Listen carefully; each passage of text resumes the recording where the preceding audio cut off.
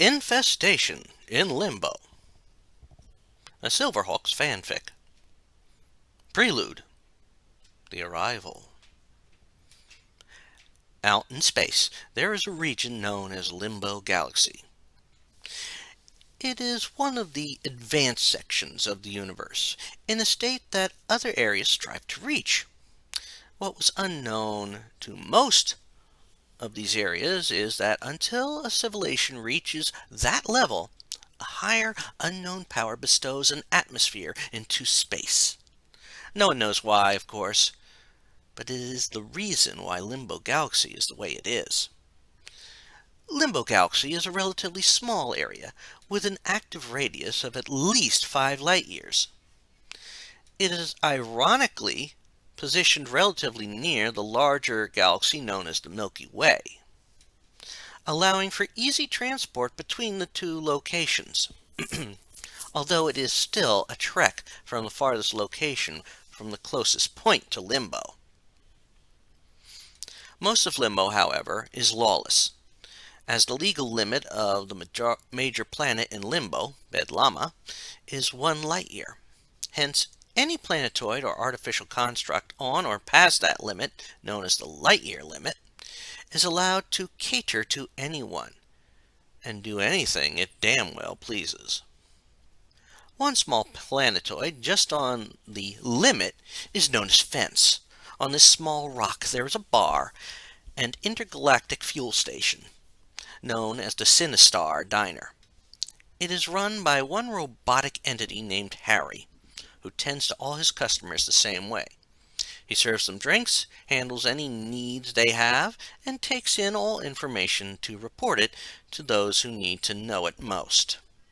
At this very moment, Harry is pouring drinks for 3 of the regulars at his bar. They are 3 lowlives who haven't hit the big time yet. It wasn't for a lack of trying, since Harry knew they once jumped the claim of a prospector on Automata. They had subsequently gotten jumped by Melodia, one of Monstar's more valuable mob members. Still, the trio of lowlifes strived to make a name for themselves. The first of the 3 was known as Space Bandit, or Bandit by those who knew him.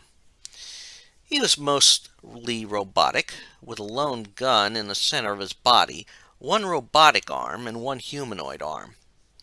His face was purely robotic, but he still enjoyed a good drink. He was the de facto leader of the group. Next to him was Rhino, and as his name suggested, he was a humanoid rhinoceros creature. While he didn't have any robotic parts, he had the strength to go toe-to-toe with one of the mob's muscle, Mumbo Jumbo, but only if that robotic entity wasn't in their bestial mode. Rhino was smart as well, but not as smart as Bandit. The last of the group was Cyclops. Again, befitting his name, he had 1 solo eye, similar to the creature of ancient Terran lore. Unlike the creature, Cyclops was very balloon-like. He didn't float, but he hopped about on a single column. He was also very unlucky, since in any confrontation he was almost always shot in the air bladder that kept him upright, causing him to shoot through the sky like a deflating balloon. A rumor was that most of the proceeds of any heist he was part of were used to pay for his healing from those blasts. This particular day, the trio was having a round of drinks and was once again lamenting how they hadn't reached the big time yet. It started once they all got to the table they usually sat at when they weren't at the bar. Bandit hit the table with a frustrated fist. "We need the right heist to make it big. We can't keep doing this penny ante stuff. Isn't there some sort of run to dollar coming up?" Rhino sadly shook his head as he took a sip of drink. "Sorry, Bandit. Latest shipment had one of the Silverhawks escorting it. They stepped things up a little after that whole air show incident. We may just have to keep targeting lone travelers heading in and out of Limbo. Rhino placed his drink down and sighed. It was not something any of them were happy about. For a moment the group remained silent, and then Cyclops pointed to the door, a look of hope in his single eye. Well, maybe we can target that guy after he leaves. He looks like he might have some loot. That look of hope had been joined by a sound of hope as the others turned to look at the door. Standing in the door was an individual no one in the place had ever seen before. In fact, no one in Limbo had seen this particular individual. The being in question was a humanoid hybrid of sorts. Parts of them was robotic, and where their forearms were ended in groups of wires. The being's head was a mix of avian features, with what looked like two human eyes and more of the wires for hair. The figure looked around, checking the area before looking back out the door and motioning to someone or something to come in. The figure then walked towards the bar, and the trio heard the figure speak for the first time in a snake-like voice. "Two of your finest drinks, barkeep." This was accompanied by enough money to pay for drinks for everyone. Harry stared at the money for a moment before collecting it and saying, Right away, sir. 2 Limbo Moonstarbursts coming right up. Had there been more people in the bar, there would have been a loud gasp. The simple fact that someone was ordering that drink would have been enough to do so, since only one person ever ordered that drink. Of course, the reason why no one gasped was the fact that as the drinks were being ordered, a cloaked figure was walking into the bar and headed over to a table. Something of the cloaked figure demanded respect and even obedience. As the figure sat down, all 3 of the outlaws stood up and walked over to the table as the one who ordered the drinks sat down. Before either of the 2 figures could address the outlaws, Cyclops went to raise his own weapon, but just as quickly as it was raised up, Bandit slapped it away and spoke. You obviously aren't from around here. Let me give you some advice. No one orders Monstar's drink without getting his permission. When he finds out, it might be best you're out of Limbo. Besides, I don't need to have to worry about more competition. While both Rhino and Cyclops nodded, the cloaked figure merely chuckled, as if they had just heard the funniest joke in the world. After a few moments, the figure finally spoke, and his voice sounded robotic. Monstar, its time is coming to an end, Bandit. He just doesn't know it. He doesn't know talent when he sees it. He doesn't have plans that succeed. He doesn't even tap the full potential of his criminal empire. He's a washout. The cloaked figure then reached forward and grabbed their drink, revealing a robotic right hand, each digit a different color.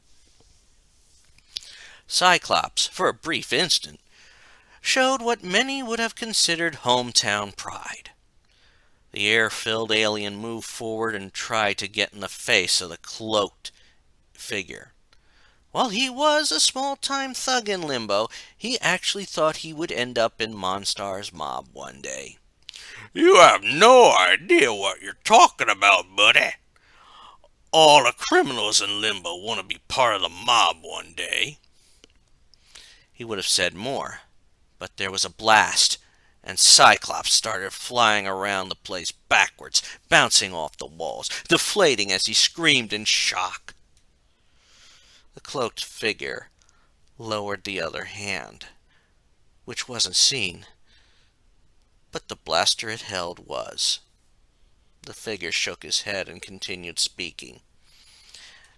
As I said, Monstars a washout.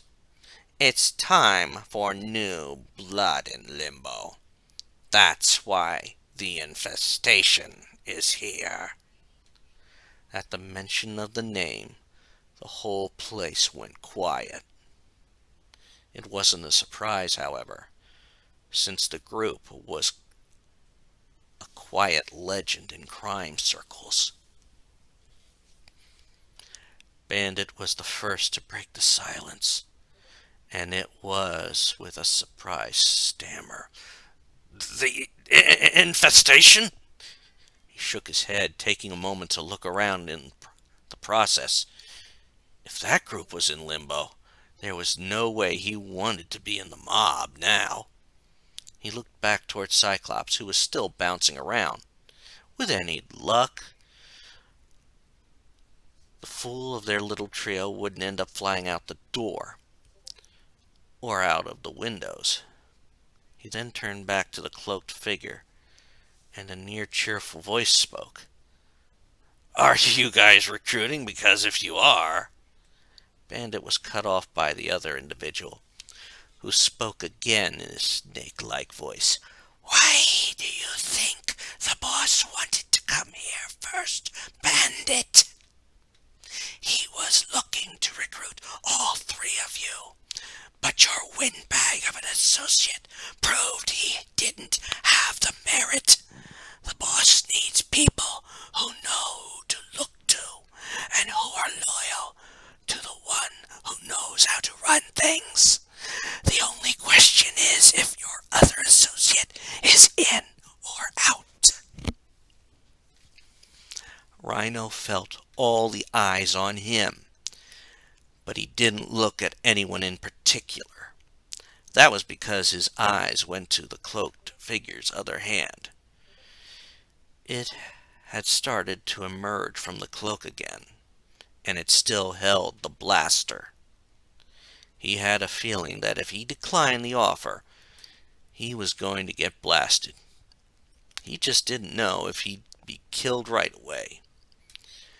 What he had heard about the group in question, especially the leader, was that if you weren't on his team, you were either dead or marked for death. He figured Cyclops would be all right, since that happened to the windbag all the time. He didn't, however, want to experience death by blaster. He nodded his head and saw the blaster withdraw back into the cloak. I'm in. Just what did you have in mind, though? Monstar has his hands in every criminal venture in Limbo. How do you plan to get your foot in the door here? The cloaked figure laughed again and motioned for the other finger to bring up a case. Hotwire, bring out the little goody we found on Earth. As the other figure brought out a box, the cloaked figure continued. Monstar is known for not getting involved in certain activities, a flaw he has shared with other mob bosses in the universe. And they all fell to me. They don't deal in trafficking and its related trade, nor do they deal with certain substances, like this beauty. At that point, the figure known as Hotwire opened the box, and the criminals around the table looked at the small, crystal-like substance in it. Hotwire spoke about it, and something like reverence was in his snake-like voice. Crystal Twist! Back on Earth, centuries ago, this was the drug of choice. Dependency was almost instantaneous, and addicts would part with any amount of money for a fix. Unfortunately, a joint task force managed to catch the only provider and maker. Luckily, not all of it perished, and we were able to replicate it. With the last statement, Hotwire closed the box. The cloaked individual spoke again addressing the two new members of their group. Phase 1. We get to Bedlama and open up a few locations. We will bring Twist to Bedlama, and before a few limbo months have passed, we will have various secrets thanks to the brothels. Then we start hitting the mob where it hurts. We take out their members, infiltrate all the institutions in Limbo, and in no time, we will run Limbo. The figure didn't add what would happen in the long term after that. They never did. But Hotwire knew what would happen after that. There were cheers of assent from the new members, and the cloaked figure stood and took their leave. The other members left as well, not even bothering to look to Cyclops, who had finally stopped bouncing around and groaned weakly. Only one figure rushed to his aid, and that was Harry, watching as the group left. He had been running things on Fence for years, and he never saw those others ignore their friend. He lowered himself over Cyclops and said, "Don't worry, Cyclops. I'll call for help. You know I always do that. I just have one quick call to make first." He went back behind the bar, thankful that Cyclops' wound wasn't fatal. He really didn't need a fatality right now. The Silverhawks climbing around Fence was not something he wanted, since it would deter business for a while. He was, however, going to warn Monstar of what was coming. You didn't last long in Limbo by catering to the criminal element and not telling the crime boss about things like what he just heard. He quickly went to his video screen and started working the system to call Brimstar. While no visual appeared yet, he was already saying, "Brimstar, this is Harry on Fence. I have information." He trailed off when a snake-like voice answered.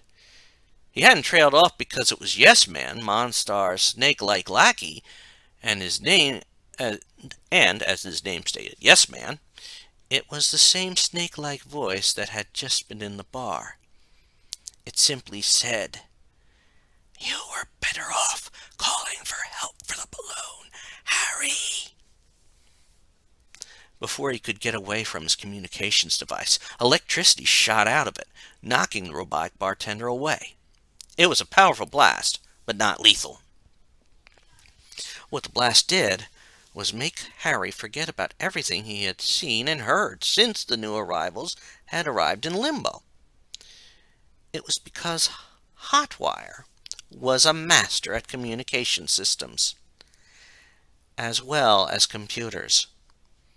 They couldn't have Monstar knowing about them now. It wasn't time yet. It was a few Limbo minutes later when Harry came to. He wasn't sure what had happened, but he saw that the state Cyclops was in.